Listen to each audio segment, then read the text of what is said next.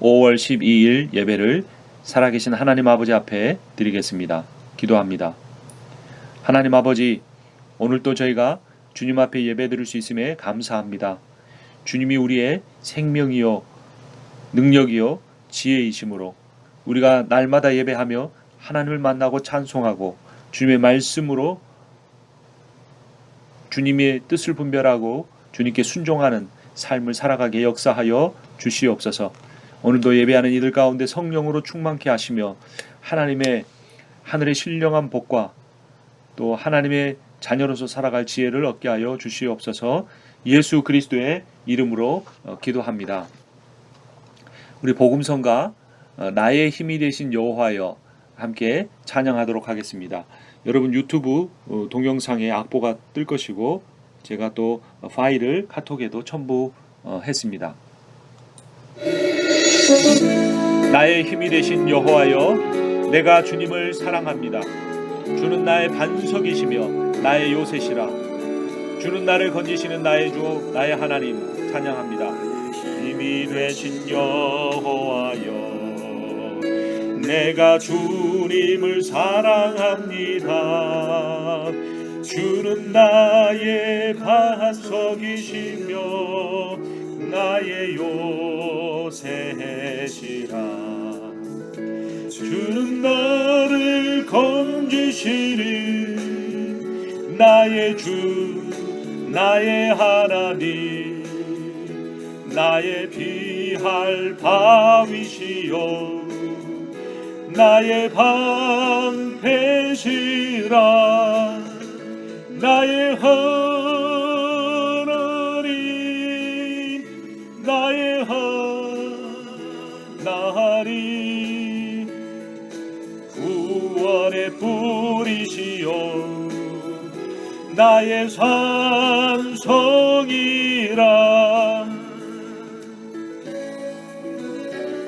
나의 생명이신 여호와여, 내가 주님을 찬양합니다. 온 마음으로 가사를 우리의 기도 제목으로 찬양합니다. 나의 생명이신 여호와여, 내가 주님을 찬양합니다. 주는 나의 사랑이시며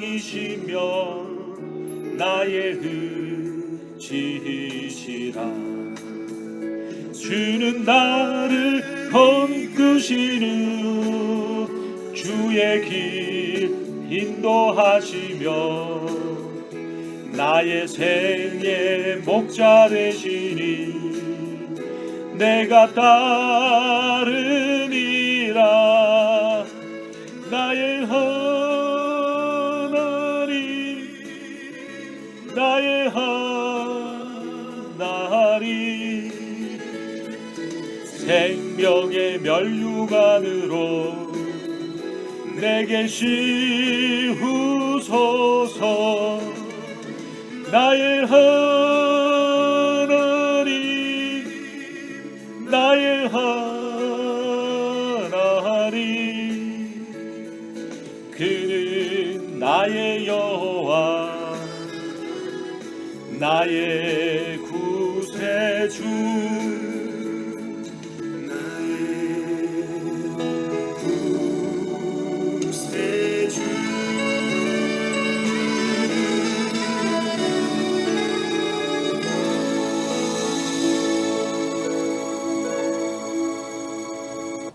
아멘.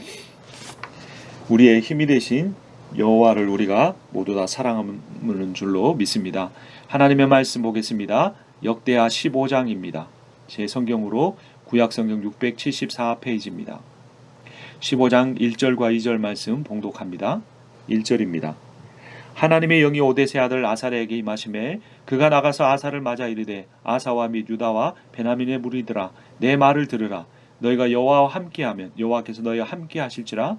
너희가 만일 그를 찾으면 그가 너희와 만나게 되시려니와 너희가 만일 그를 버리면 그도 너희를 버리시리라. 아멘.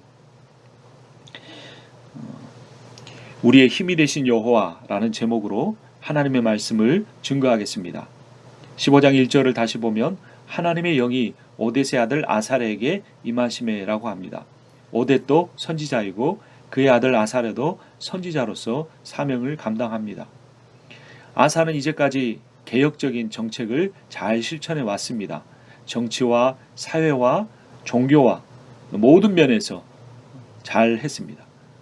또 구스의 왕 세라와의 전쟁에서도 승리했습니다. 그럼에도 불구하고 하나님의 선지자 아사랴가 와서 하나님의 말씀을 증거한 것입니다. 너희가 여호와와 함께하면 여호와께서도 너희와 함께 하실 것이다. 그러나 만일 너희가 여호와를 버리면 여호와도 너희를 버리시리라 라는 말씀입니다. 참 두려운 말씀입니다. 우리는 구원의 확신을 잘못된 종교적인 신념으로 오해할 수도 있습니다. 내가 한번 믿으면 하나님은 끝까지 내 믿음의 근거에서 나를 구원해 주실 수밖에 없다. 사도 바울이 하나님께서 우리를 택하시고 우리를 구원하셨다는 말은 그가 구원받은 시점에서 과거를 돌아볼 때 깨닫고 고백한 것입니다. 그가 앞으로 하나님이 어떻게 하실 것이라는 것은 그의 믿음의 영역에 속한 것이죠. 우리는 인간의 자유의지와 인간의 믿음의 효력에 대해서도 확신을 가져야 되지만 그거 위에 하나님의 주권이 있고 하나님의 은혜가 있다는 사실을 깨달아야 합니다. 하나님의 주권적인 통치가 온 우주 만물을 다스리고 계십니다. 또한 하나님의 은혜는 베푸시는 자의 입장에 주권에 달려있는 겁니다. 그럼 우리는 다만 감사하고 갈 뿐이죠. 특별히 이 역대하 15장 2절 같은 말씀을 보면 우리가 경각심을 가져야 하는 거죠.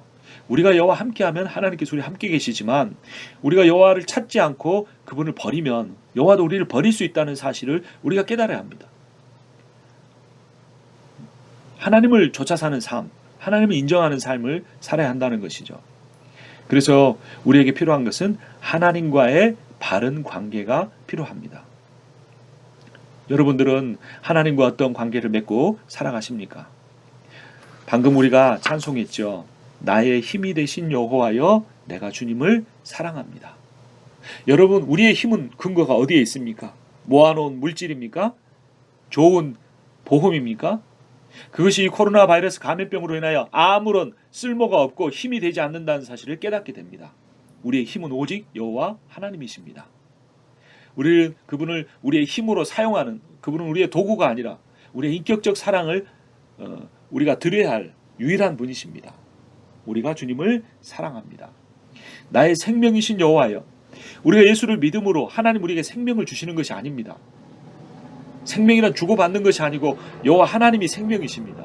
그러니까 하나님과 생명이신 하나님과 동행하여 살 때 우리는 생명을 누리고 살고, 생명이신 여호와를 버리면 우리는 생명을 버리는 것이고 죽는다는 사실이 너무나 당연한 이치인 것입니다. 이러한 오데사의 하나님의 말씀의 선포에 대해 아사 왕은 어떻게 반응했을까요? 8절 말씀을 보면 아사가 이 말 곧 선지자 오뎃의 예언을 듣고 마음을 강하게 하여 가증한 물건들을 유다와 베냐민 온 땅에서 없애고 또 에브라임 산지에서 빼앗은 성읍들에서도 없애고 또 여호와의 낭실 앞에 있는 여호와의 제단을 재건하고, 이미 아사는 종교 개혁을 했고 많은 우상들을 제거했습니다. 14장 3절을 보면 이방 제단과 산당을 없애고 주상을 깨뜨리며 아세라상을 찍고, 우상을 없앴는데 그리고 전쟁에도 승리했는데 또 아직 남아있는 겁니다.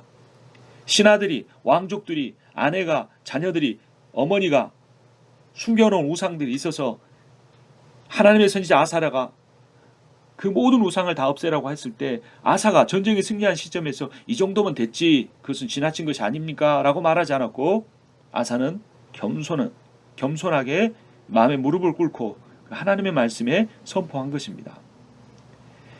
또한 이렇게 행합니다. 9절에 보면 또 유다와 베냐민의 무리를 모으고 에브라임과 므낫세와 시므온 가운데에서 나와 저희 중에 머물러 사는 자들을 모았으니 이는 이스라엘 사람들이 아사의 하나님 여호와께서 그와 함께 하심을 보고 아사에게로 돌아오는 자가 많았습니다. 그러니까 남유다와 베냐민 지파, 이 다윗을 처음부터 추종했던 사람들만 아니라 에브라임과 므낫세는 북쪽 지파입니다. 여로보암이 다스리고 있는 그 땅에 이 사람들이 내려왔다는 겁니다. 무엇 때문에 내려왔느냐? 여호와께서 아사왕과 함께 하심을 보고 왔다는 겁니다. 여러분, 백성들이 우둔한 것 같지만 지혜롭습니다. 여러분, 평신도들이 별로 생각이 없는 것 같지만 아주 깊은 생각을 하고 있습니다. 교회를 정하지 못하고 떠돌아다니는 가난한 성도들이 정말 하나님의 말씀을 소홀히 여기는 것 같지만 참된 말씀을 향해 갈급하고 그러한 교회를 찾고 있습니다. 우리 교회가 그런 교회가 돼야 합니다. 방황하는 사람들, 미국 교회에 가 있는 사람들, 교회를 다니다 실족하고 떠나 있는 사람들, 교회 하나님의 말씀을 진정으로 찾는 사람들이 올 수 있는 곳이 돼야 됩니다. 그러니까 이 사람들은 오늘날 한국으로 보면 탈북자 같은 경우죠. 탈북자에는 여러 종류의 탈북자가 있습니다. 어떤 탈북자는 배가 고파서 중국을 거쳐 한국으로 들어온 사람도 있지만 어떤 탈북자는 신앙의 자유를 좇아서 지하교회를 하다가 발각이 돼서 수용소에 갇혀 있다가 다시 풀려나서 탈출해서 탈북을 한 나만의 신앙의 자유를 쫓아서 하나님을 바로 믿기 위해서 온 분들도 있습니다. 그런 과정에 신학을 하고 목사가 되고 선교사가 된 분도 있고 다시 그 선교사로서 위장된 선교사로서 복음을 들고 다시 북한 땅에 들어가는 순교를 각오하고 들어가는 사람들이 있었다는 것입니다. 많은 사람들이 침묵하는 다수가 복음을 알고 있고 하나님 나라를 추구하고 있습니다. 그때 아사 왕이 이 선지자 아사랴의 말을 듣고 아차 싶었던 겁니다. 아직도 우상이 남아있구나. 진정한 개혁이 되지 못했구나라는 겁니다. 첫 번째 개혁은 바른 관계, 나의 힘이 되신 여호와여, 우리의 힘이 되신 여호와여, 주님을 사랑합니다라는 관계 회복이 있었고, 두 번째는 예배의 개혁이 있었던 것입니다. 그렇게 우상을 없앴을 뿐만 아니라 8절 끝부분에 보면 또 여호와의 낭실 앞에 있는 여호와의 제단을 재건하고 라고 말합니다. 솔로몬이 성전을 지은 지가 얼마 안 됐는데 그 솔로몬의 제단이 온전한 기능을 하지 못하고 있다고 보았던 것입니다. 솔로몬의 아들 아비야, 그 아비야의 아들인 아사에 대해와서 다시 그것을 재건한 겁니다. 예배를 갱신한 겁니다. 여러분, 카톨릭으로부터 종교개혁이 일어났는데 그때 종교개혁자들이 이런 말을 했습니다. 개혁은 개혁된 교회는 계속 개혁돼야 한다라는 겁니다. 왜냐하면 인간은 온전치 못하고 완전하지 못하기 때문에 계속 하나님의 말씀에 비춰서 자신을 새롭게 하고 교회를 새롭게 하고 혹시나 내 마음속에 우상은 없는지 그것을 살피고 그것들을 제거하는 삶을 매일매일 살아가야 합니다. 그러니까 아사가 왕이 된 후로 1년부터 10년까지는 평화의 시대가 있었고 11년에 전쟁이 시작돼서 이 4년 동안 전쟁이 있었는데 그 전쟁이 승리로 돌아갔던 거죠. 14장 12절을 보면 여호와께서 구수 사람들을 아사와 유다 사람들 앞에서 치시니 구수 사람들이 도망하는지라 승리했습니다. 그리고 나서 이제 그 다음 해인 아사 왕측이 15년에 이런 종교 개혁을 다시 시행한 것입니다. 예배 개혁이 일어난 겁니다. 그런데 문제가 있었습니다. 16절 보겠습니다. 아사 왕의 어머니 마아가가 아세라의 가증한 목상을 만들었으므로 아사가 그의 태후의 자리를 폐하고 그의 우상을 찢고 기드론 시내가에서 불살랐으니 라고 말합니다. 대단한 일입니다. 아무리 왕이라고 할지라도 그의 어머니를 폐위한다는 것은 정말 쉽지 않은 일입니다. 그리고 모든 백성들 앞에서 그 어머니가 섬겼던 우상을 가져다가 찧어서 가루를 빻아서 가루를 만들어서 기드론 시내가에 뿌려버린 것입니다. 얼마나 아사 왕이 우상을 척결하는 데에 결연한 의지를 갖고 있었는지를 알 수 있습니다. 예수님도 그런 말씀을 하셨습니다. 누가복음 14장 26절에 보면 무릇 내게 오는 자가 부모와 처자와 형제와 자매와 더욱이 자기 목숨까지 미워하지 아니하면 능히 내 제자가 되지 못하고 라는 것입니다. 하나님을 사랑한다고 가족을 저버리면 안 되겠죠. 신천지와 같은 이단들이 그런 일을 행합니다. 여기서는 미워하라는 말을 잘 해석해야 합니다. 미워하라는 것은 첫 번째 사랑의 대상으로 삼아서는 안 된다는 의미입니다.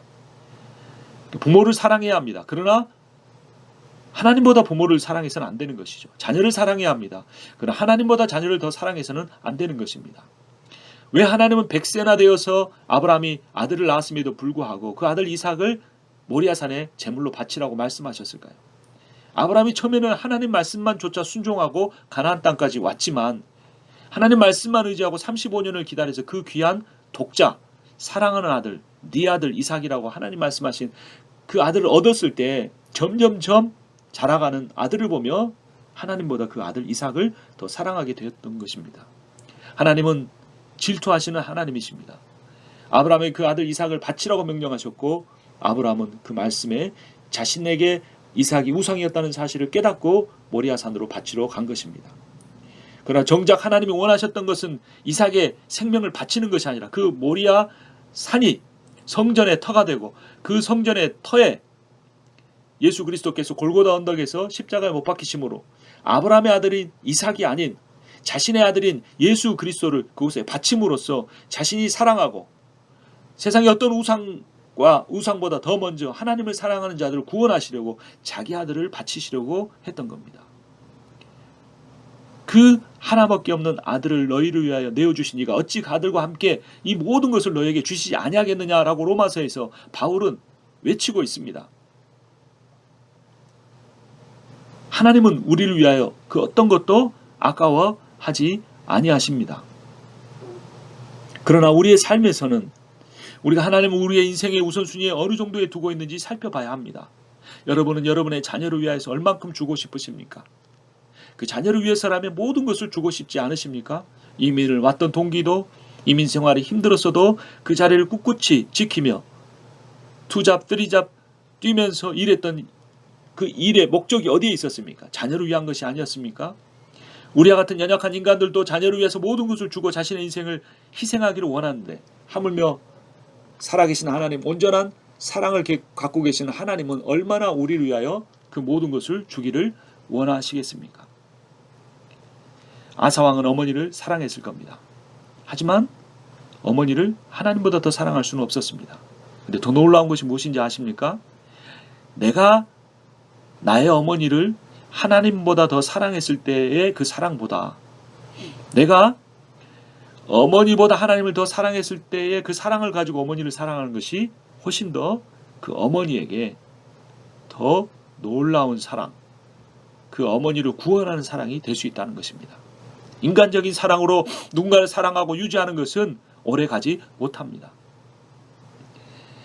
팀 켈러는 우상에 대해서 다음과 같이 정의합니다. 첫째는 하나님께서 주신 좋은 것을 하나님과 더 바꿀 수 있는 궁극적인 것으로 바꾸면 그것이 우상이다.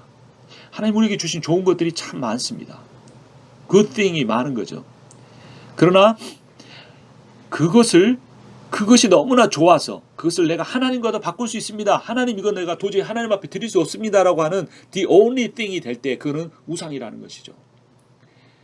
The only thing을 우리가 갖게 되면 하나님과의 교제도 깨어지고 그 다음에 하나님 주시는 good thing들을 받을 수가 없습니다.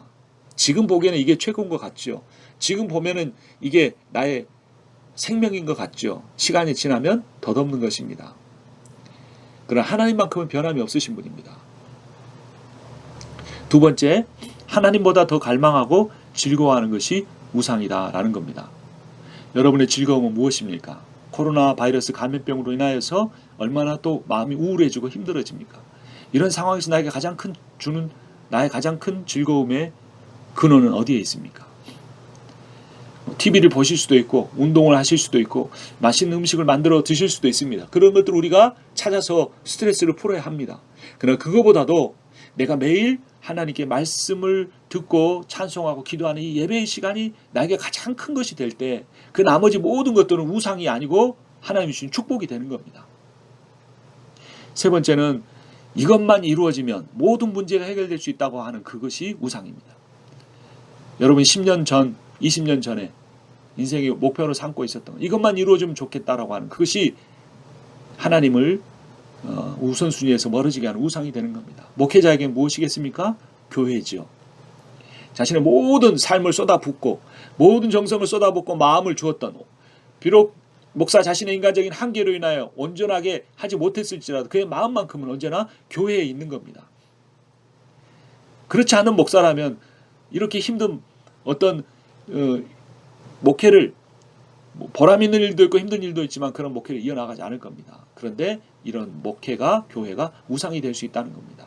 하나님이 원하시면 언제든지 목사는 부르면 떠날 수 있어야 하는 것입니다. 오늘 설교 제목이 나의 힘이 되신 여호와입니다. 우리의 힘이 되신 여호와입니다. 그 말의 의미는 여호와가 나의 전부라는 것이고 그의 마음이 하나님을 향하여 온전한 마음이다 라는 의미입니다. 17절을 마지막으로 보면 산당은 이스라엘 중에서 제하지 아니하였으나 아사의 마음이 일평생 온전하였더라 라고 고백합니다. 하나님은 우리의 연약함을 아십니다. 우리의 부족함도 아십니다. 우리가 실수하는 것도 받아주십니다. 그러나 하나님께 정말로 중요하게 여기시는 것은 우리의 마음입니다.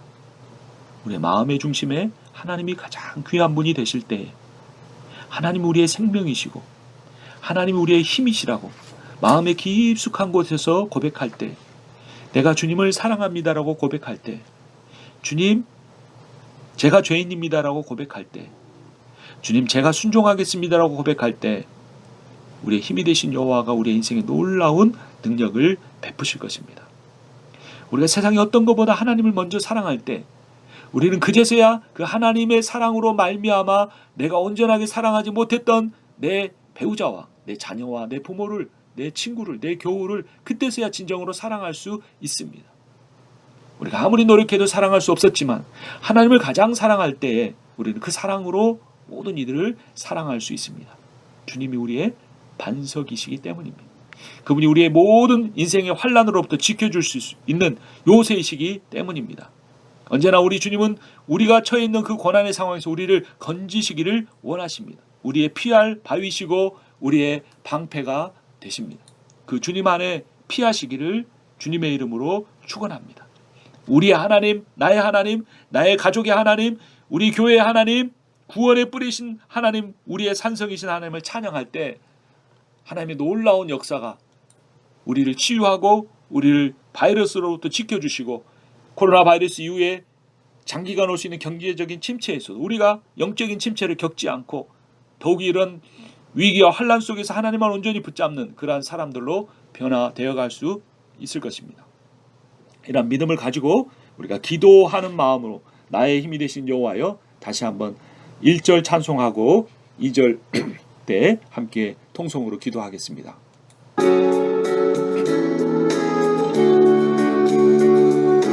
나의 힘이 되신 여호와여, 내가 주님을 사랑합니다. 힘이 되신 여호와여, 내가 주님을 사랑합니다. 주는 나의 반석이시며 나의 요새시라. 주는 나를 건지시니 나의 주, 나의 하나님, 나의 피할 바위시요 나의 방패시라. 나의 하나님, 나의 하나님, 구원의 뿌리시요 나의 산성이라.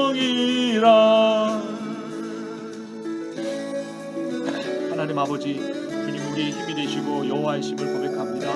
세상의 어떤 것보다 주님을 사랑함을 고백합니다. 주님이 우리의 생명이십니다.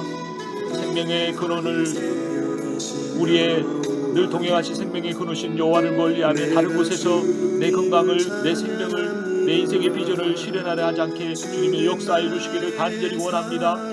하나님 우리의 사랑이시고 우리의 의지하실 분이시므로 주님의 우리를 이끌어 주시고 주님의 길로 인도하여 주시옵소서. 아버지 하나님, 우리를 불쌍히 여겨주시고 공의를 여겨주시어서 아버지 목자 없는 양과 같이